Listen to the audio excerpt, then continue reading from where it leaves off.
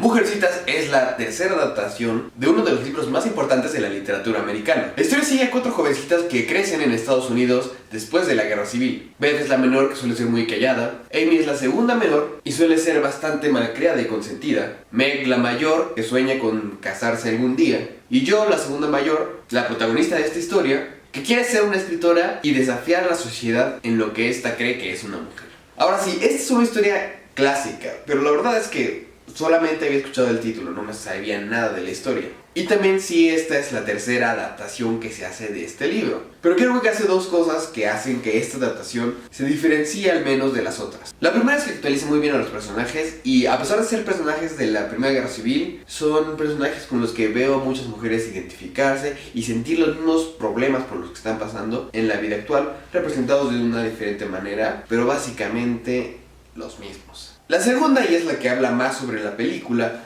en sí, es que la historia no está contada en orden cronológico. El final de la historia se va desarrollando a lo largo de toda la película, y eso, digamos, lo que es el presente. Después, mientras esa conclusión se va desarrollando, en ciertos puntos van apareciendo recuerdos de la adolescencia de estas jovencitas que ayudan a explicar lo que está pasando, lo que están pensando en ese momento, e incluso aquello que los hizo llegar al punto en el que están, en el que llamamos presente. Ahora, esta decisión artística yo la veo como un arma de doble filo, y yo fui víctima de los 2 filos. Al principio de la película es muy confuso entenderlo. Conforme va avanzando la película te vas dando cuenta qué es lo que está pasando, y te vas dando cuenta que la manera de diferenciar lo que es del presente y lo que es del pasado está en la temperatura de las tomas. El presente es frío y el pasado es cálido, pero al principio estas diferencias no son tan obvias. Y esto se vuelve un poco más confuso porque hay momentos en los que la diferencia de temperatura no es lo suficientemente notoria, entonces no estás muy seguro en qué parte del pasado estás. Otra desventaja que tiene esta decisión es que, como tal, está empezando con la conclusión de la historia. Entonces está presentando a los personajes básicamente en el clímax de sus arcos. Entonces ves a las mujercitas expresando sus principales problemas cuando ni siquiera las conoces todavía. Entonces, al principio, yo la verdad no estaba para nada interesado en lo que les estuviera pasando, principalmente porque no sabía por qué debía importarme. Entonces esta jugada puede llegar a ser muy peligrosa, porque creo que si eres de los que, si no te atrapa una película desde el principio, puedes rendirte con esta película y no importarte en lo más absoluto lo que siga después. O si tienes la oportunidad de apagarle, seguramente lo harás. Pero creo que vale mucho la pena ser paciente. Hubo un punto en el que estaba sentado en la sala de cine y me sentí bastante desilusionado porque esperaba más de la historia, de la clásica historia de las mujercitas. Pero después de un punto empiezas a entender ¿por qué la directora tomó la decisión de contar la historia de esa manera? Llega un punto en el que ahora sí, los recuerdos del pasado se conectan directamente con lo que sucede en el presente. Y eso ocurre prácticamente cuando empiezas a ver el conflicto de la película, que no aparece como hasta la media hora. Pero a partir de ese momento comienza una montaña rusa de emociones que, vaya, sonará muy cliché, pero es la mejor manera en la que la puedo expresar. Porque llegamos a tener momentos en el pasado, recuerdos que son muy felices, y después lo que le sigue es una secuencia muy triste. Y es a través de esa dinámica en el que ahora sí empezamos a conocer a las mujercitas, su relación, por qué tienen estos problemas, y se convierte en la historia que yo estaba esperando ver. Y ese juego en el tiempo, de ser un defecto, se convirtió en su mayor fortaleza. Pero a pesar de todo, creo que lo que más destaca son las actuaciones. Las actuaciones de todas. Saoirse Ronan es, igual que siempre, excelente. Es una chava de 24 años y ya tiene 4 nominaciones al Oscar. Y las que se le vienen.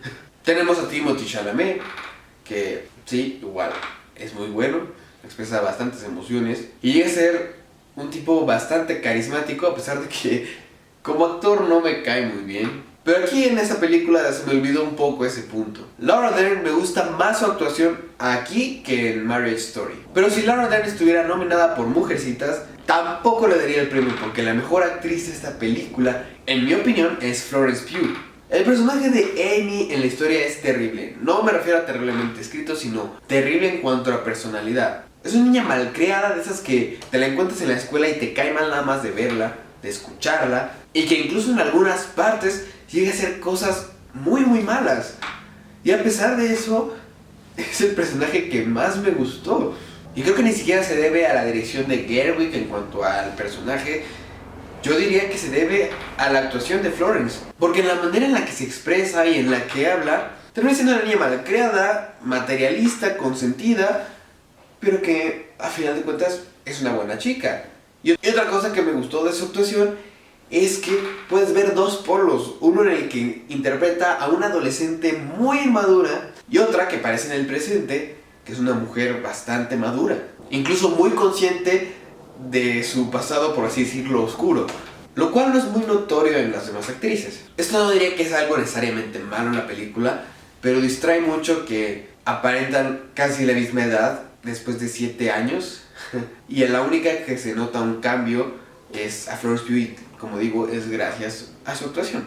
La única de las actuaciones que no me convence tanto es la de, lamentablemente, Emma Watson. No es una mala actuación, creo que cumple, pero hasta ahí. Llega momentos en los que dice cosas tristes, pero parece que solamente como que hace la mueca de lado y lo habla. Pero siento que no llega a expresar el nivel de sentimiento que se supone que su personaje debería expresar. Y la verdad es que no me sorprende y me duele decirlo, pero a pesar de ser una chava muy bonita y muy inteligente, ha demostrado en varias ocasiones que como actriz no es excelente. En otros aspectos, algunos de los que están nominados, la música me parece muy buena. El vestuario es bueno, pero en algunos puntos siento que se queda corto. Vaya, no sé, los vestidos. Algunos de los vestidos que en la película describen como los más bonitos, hasta cierto punto los siento algo sencillos. Y la fotografía no está nominada. Y la verdad es que estoy un poco de acuerdo. Me gusta la iluminación que tienen los momentos pasados. Se siente esa sensación cálida.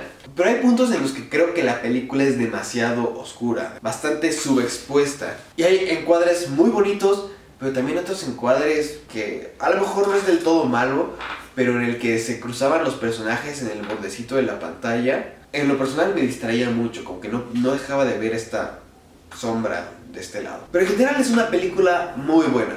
Tiene sus efectos, especialmente en el principio, y la estructura juega a su favor y en su contra al mismo tiempo. Pero sus elementos positivos superan los negativos por mucho. Y que sí se gana el derecho de ser llamada una de las mejores películas del año. Yo le doy a Mujercitas una A menos. Muchas gracias a todos por ver este video. Ahora sí, esa fue la última de las películas nominadas a Mejor Película por los Oscars de este año. Ya las vimos todas, ya di mi opinión al respecto. Ahora sí, este fin de semana tenemos la gran ceremonia y veremos quiénes son los afortunados que se llevarán una estatuilla a su casa. Yo me despido, soy Guillermo Rojas, que tengan buena semana. Corten.